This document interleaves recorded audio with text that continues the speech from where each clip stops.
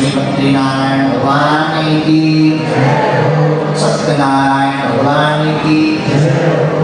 श्री सूत जी बोले अब इसके बाद हम पंचम अध्याय में दूसरी कथा को कहते हैं। सत्यनारायण भगवान के प्रसाद की महिमा की कथा है। एक राजा था, उसका नाम था तुंगध्वज। क्या नाम था? तुंगध्वज नाम का राजा था। उसने भी सत्यदेव भगवान के प्रसाद का परित्याग करके बड़ा दुख प्राप्त किया। एक बार राजा वन में गया, बहुत से पशुओं को मारा, शिकार करने गया, बहुत से पशुओं को मारा। एक बट के वृक्ष के नीचे आ गया। वहां उसने देखा कुछ गोपवाल बैठे हुए बंधु बांधवों के साथ बड़े संतुष्ट होकर भक्ति भाव पूर्वक मनसा वाचा कर्म इंद्रिया मानो सभी प्रकार से किसी व्रत का पूजन कर रही हो। राजा यह देखकर अहंकार के वश नहीं गया, न घोड़े से उतरा न प्रणाम। कुछ लोगों को बड़ा धन होता है, वो कथा में भी सम्मान पाना चाहिए। वो कथा में भी आते हैं, उन्हें लगता है कि लोग हमें देखें, हमें जाने। और जो कथा करने वाले पंडित जी हैं वो तुरंत हमारा नाम ले।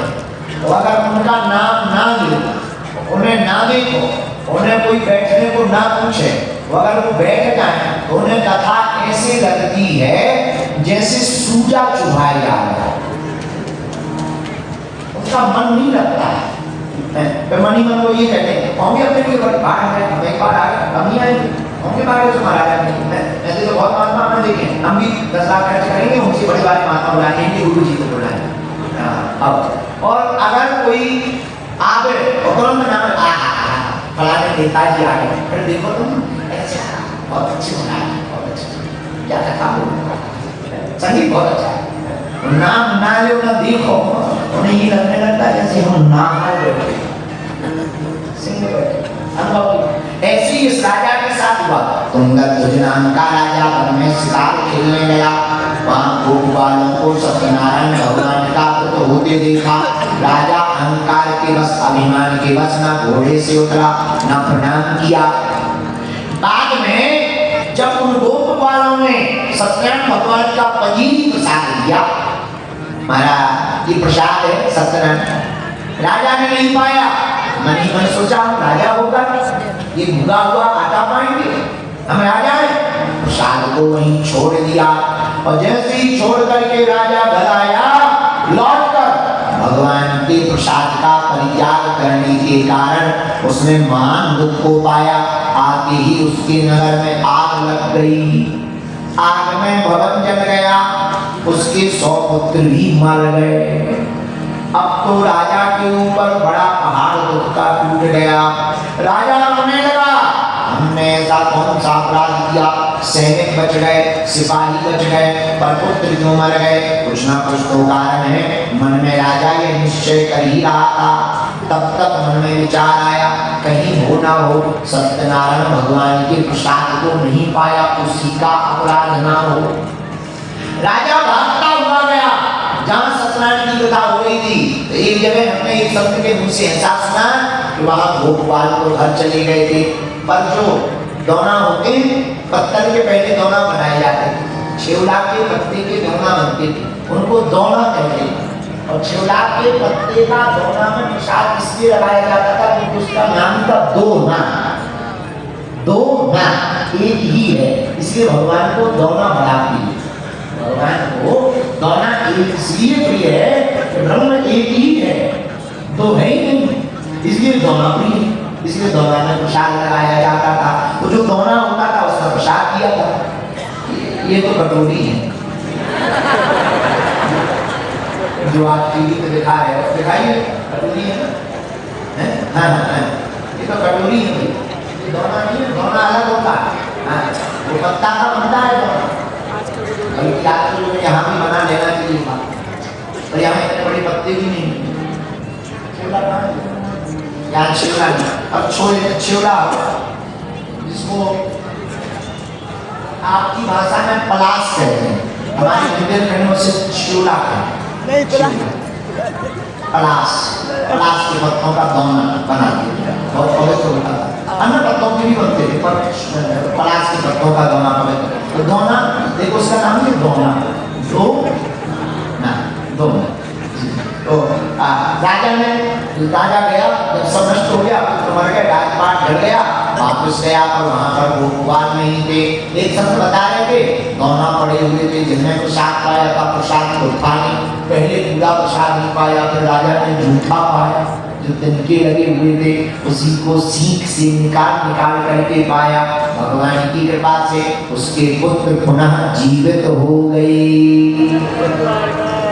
राजा बड़ा प्रसन्न हुआ, गोपगणों के समीप गया, उसने गोपगणों को बुलाया, कहा भैया जो व्रत तुम कर रहे थे वो हमें भी करवाओ। भक्ति और श्रद्धा से युक्त होकर विधि पूर्वक उसने भगवान सत्यनारायण के पूजन को किया। सत्यनारायण भगवान के पूजन के प्रभाव के कारण उसके पुत्र जीवित हो गए, और उसका धन वैभव पुनः लौट करके आ गया। अंत में वह राजा इस संसार के समस्त सुखों को भोग कर भगवान के वैकुंठ धाम को गया। वह भगवान श्री हरि के यह लोके सुखम भुक्त्वा जानते सत्य पुरम जयौ, वह भगवान के योग को गया। श्री सूत जी कहते हैं मुनियों, यह सत्यनारायण भगवान का व्रत बड़ा ही दुर्लभ है। आजकल हम लोग भूल गए, पर है बड़ा दुर्लभ, बड़ी महिमा है इसकी। पर सत्यनारायण का व्रत का मतलब ये नहीं है कि तुमने 5 अध्याय घंटिया बजाई वृंदावन की हाल डालती है और बस इसके बाद में भोजन कर सत्यनारायण। फिर कहो गुरु जी कह रहे थे ऐसा होगा वैसा होगा, कुछ ऐसा वैसा होगा नहीं। सत्यनारायण का मतलब है जिस दिन आप सत्यनारायण की कथा करवाओ उस दिन सत्य बोलने का व्रत जरूर लो। सत्य ही नारायण है और नारायण ही क्योंकि सांच बराबर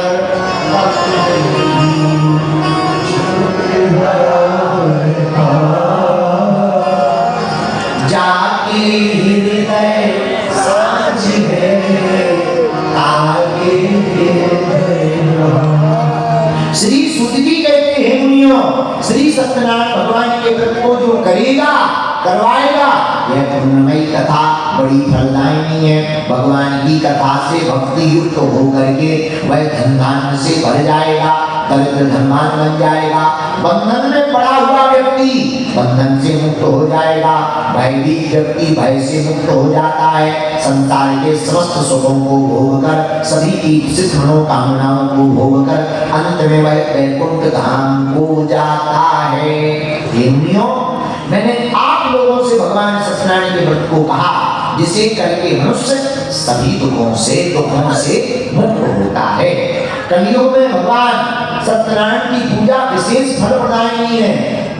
भगवान विष्णु को ही कुछ लोग काल, कुछ लोग सत्य, कुछ लोग ईश, कुछ लोग ईश्वर, कुछ लोग सत्यदेव, कुछ लोग सत्यनारायण के नाम से पुकारेंगे। भगवान के रूप अनेक हैं, नाम एक है, लेकिन सत्यनारायण भगवान का व्रत सभी मनोरथों को सिद्ध करने वाला है। कलयुग में सनातन भगवान विष्णु ही सत्य रूप धारण करके सभी लोगों के मनोरथों को पूर्ण करेंगे।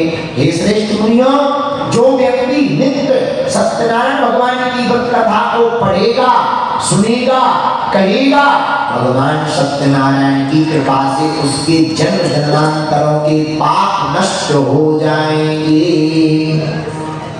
हे मुनि सुनो, अब पूर्व काल में जिन लोगों ने जो 5 अध्याय हमने तुम्हें सुनाए हैं, इन 5 अध्यायों में 5-6 अलग अलग लोगों की चर्चा बताई है। अब मुनि श्री सूत जी महाराज ने उन लोगों ने जिन्होंने सत्यनारायण करवाई थी, जिन्होंने सत्यनारायण का व्रत किया था, उन्हें दूसरा जन्म क्या मिला इसके बारे में भी सत्यनारायण में बताया गया। सतानंदो महाप्राज्ञ सुदामा ब्राह्मणो भूत। दूसरा अध्याय आपको याद होगा, पहले दूसरे दिन कल हमने एक ब्राह्मण के बारे में बताया जो बड़ा दरिद्र था। उसका नाम था सतानंद। क्या नाम था? यह सतानंद नाम का ब्राह्मण भगवान सत्यनारायण के प्रभाव से दूसरे जन्म में सुदामा नामक ब्राह्मण हुआ।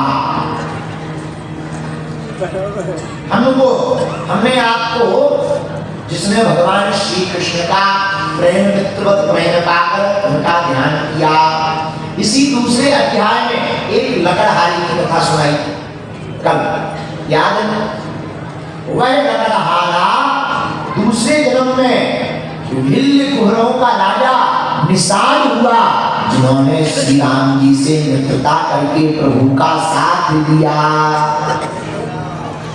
हमने आपको तीसरे अध्याय में एक राजा का नाम बताया था, उल्का मुख, जिसकी पत्नी कमल के समान मुख वाली थी, जिसने भद्रशिला नदी के किनारे सत्यनारायण भगवान के व्रत को किया कर रहा था जब साधु नाम का मानिया गया था। वह उल्का मुख नाम का राजा दूसरे जन्म में राजा दशरथ हुए, जिन्होंने रंगनाथ की पूजा की, अंत में वैकुंठ धाम को गए। इसी अध्याय में जो साधु नाम का मानिया था, वह दूसरे जन्म में राजा मूरध्वज बना, जिसने अपने पुत्र को आरे से चीरकर भगवान को प्रसन्न किया। आपको हमने 5वें अध्याय में महाराज तुंगध्वज नाम का बताया अभी जो महाराज तुंगध्वज थे, वह दूसरे जन्म में स्वयंभू मनु हुए और उनकी पत्नी सतरूपा हुई। इन्हीं से मानवों की सृष्टि हुई। इससे सिद्ध होता है कि जो भी सत्यनारायण भगवान को कहेगा, सुनेगा, गाएगा, उसका यह लोक भी सुधर जाएगा, परलोक भी सुधर जाएगा, यह जन्म भी सुधर जाएगा, दूसरा जन्म भी सिद्ध हो जाएगा। इति श्री स्कंद पुराणे अंतर्गत रेवाखंडे श्री सत्यनारायण व्रतकथायां पंचमो अध्याय समाप्तः। वृंदावन बिहारी लाल की जय।